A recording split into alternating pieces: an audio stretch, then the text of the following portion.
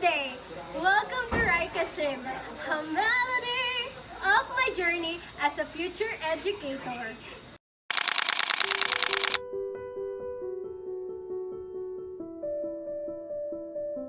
This hymn symbolize your voice, growth, and journey.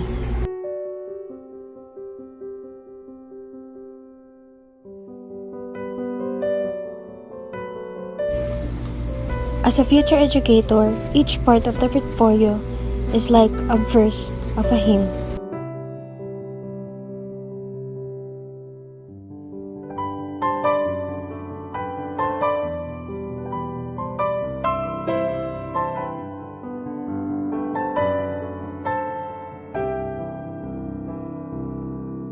Expressing my passion and dreams. Ang iyong dream